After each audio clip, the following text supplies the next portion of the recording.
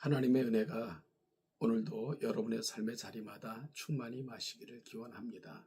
기도하겠습니다. 하나님 아버지, 오늘도 말씀으로 우리의 삶을 기준 잡고 점검받고 마음에 담고 시작을 합니다. 말씀을 쫓아가는 하루가 되게 하시고 말씀이 만들어가는 인생 되게 하옵소서.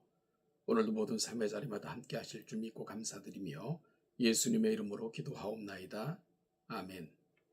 오늘 보실 하나님의 말씀은 열왕기상 11장 1절로 13절까지입니다. 열왕기상 11장 1절로 13절을 같이 읽겠습니다. 솔로몬 왕이 바로의 딸 외에 이방의 많은 여인을 사랑하였으니 곧 모함과 암몬과 에돔과 시돈과 헷 여인이라. 여호와께서 일찍이 이 여러 백성에 대하여 이스라엘 자손에게 말씀하시기를 너희는 그들과 서로 통혼하지 말며 그들도 너희와 서로 통혼하게 하지 말라.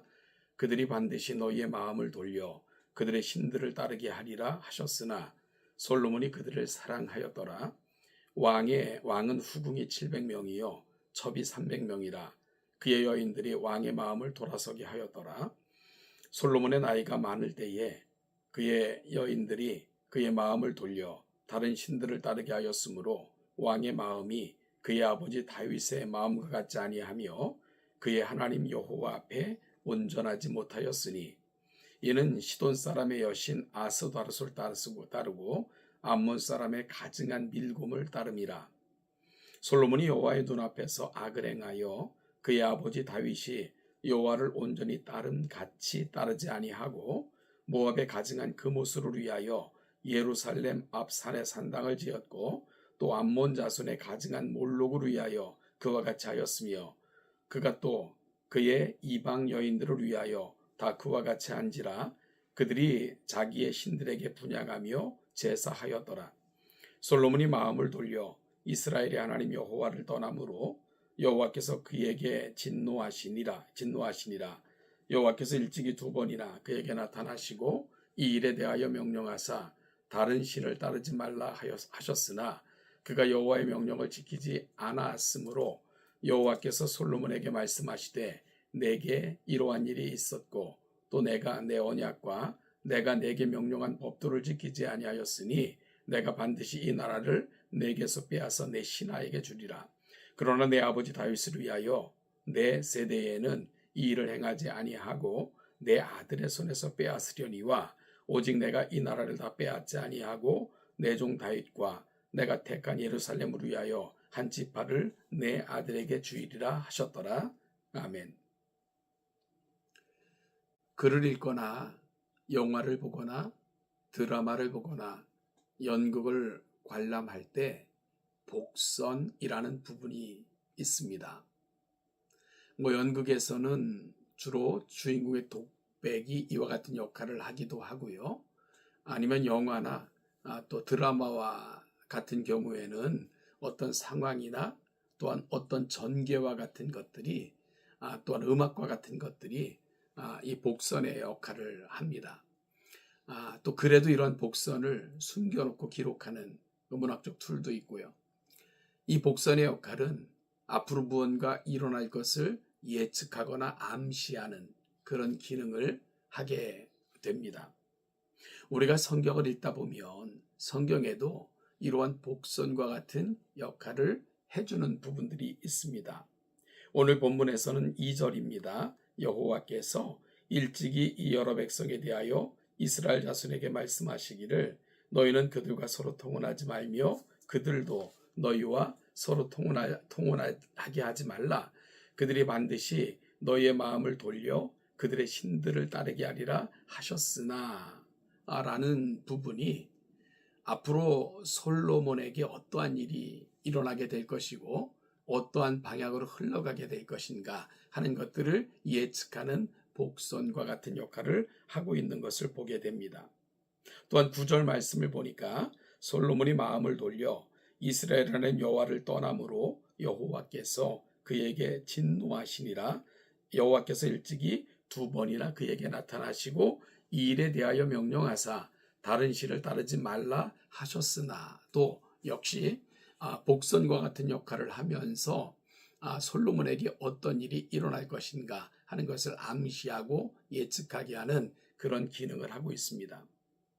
여러분, 지금까지 우리는 열왕기서를 통해서 하나님께서 솔로몬에게 주신 은혜가 얼마나 놀랍고 얼마나 신비했는가, 또한 얼마나 화려하고 영광스러웠는가 하는 부분들을 살펴볼 수 있었습니다.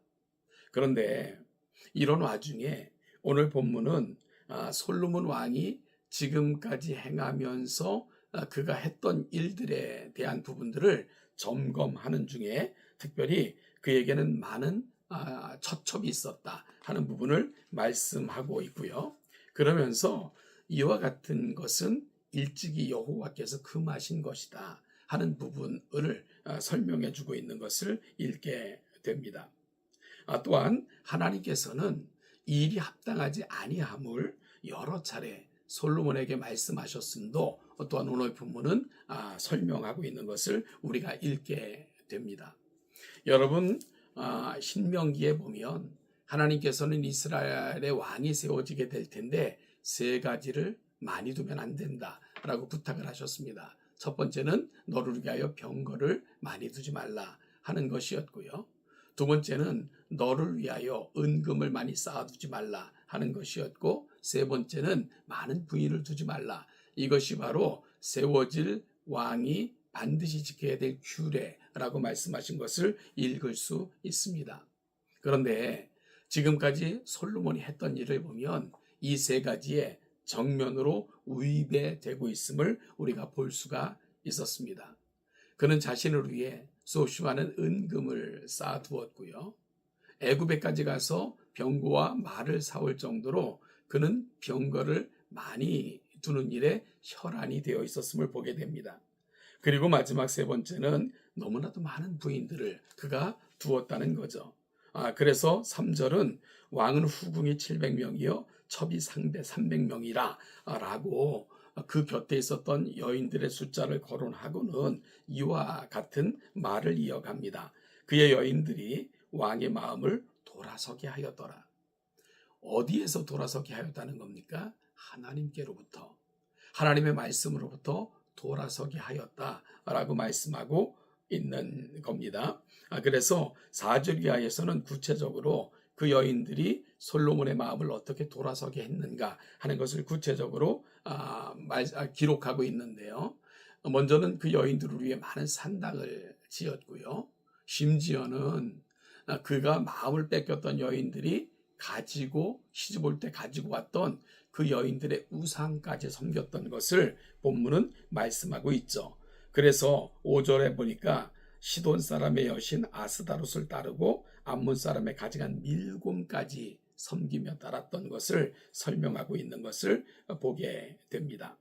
여러분, 이와 같은 것들은 여호와께서 금하신 것이고요. 또 하나님께서 강력하게 경고하신 것들, 솔로몬은 지금 그의 삶에 깊숙이 침투되어 그의 마음이 혼잡게 되어지고 그로 말미암아 여호와께로부터 멀어지고 있었던 것을 이와 같이 기록하고 있는 것을 읽게 됩니다.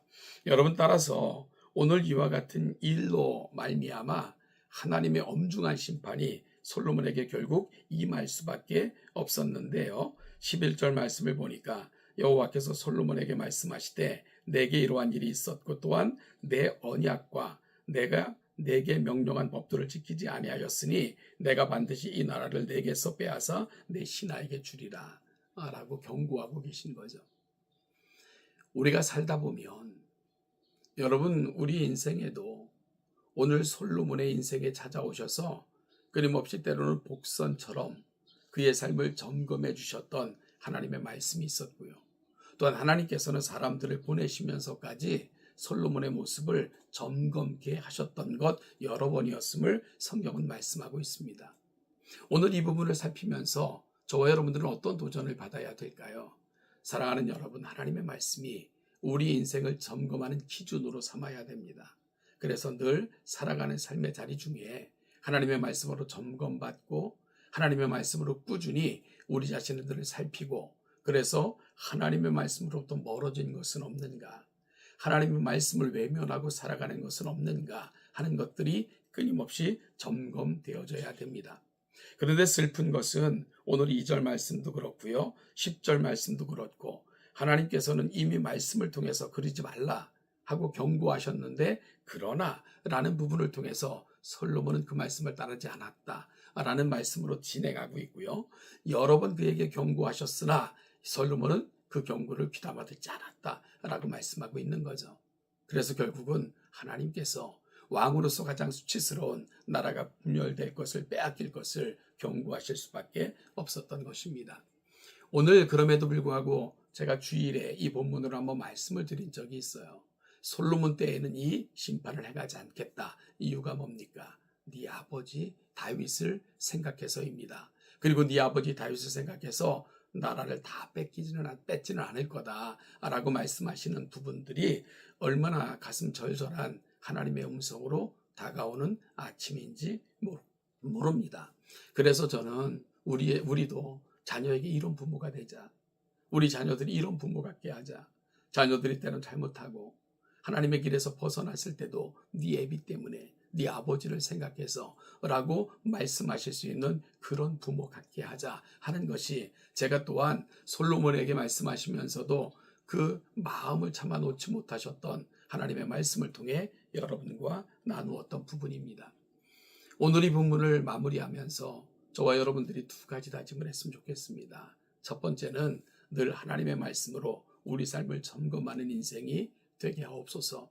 여러 가지 것을 통해서 하나님이 우리에게 들려주시고 보여주시는 부분들을 민감하게 받고 그러므로 말미암아 끊임없이 우리를 살펴 하나님께로부터 내 인생에서 내 마음이 떠나게 하고 돌아서게 하는 것은 없는가 다시 점검하는 귀한 이 아침이 될 수 있기를 간절히 소망합니다. 또 우리 사랑하는 가정을 위해 기도합시다. 자녀들 위해 기도합시다. 우리가 우리 자녀에게 하나님이 기억하시면서 복을 주실 수밖에 없는 경건한 부모를 갖게 하는 일에 저와 여러분들이 다시 다짐하고 설 수 있는 복된 이 아침이 될 수 있기를 간절히 소망합니다. 오늘도 사랑하는 모든 삶의 자리가 하나님과 동행하고 하나님이 복을 주시며 기억하실 만한 그런 인생으로 살아내시는 복된 하루가 되시기를 주님의 이름으로 축복합니다.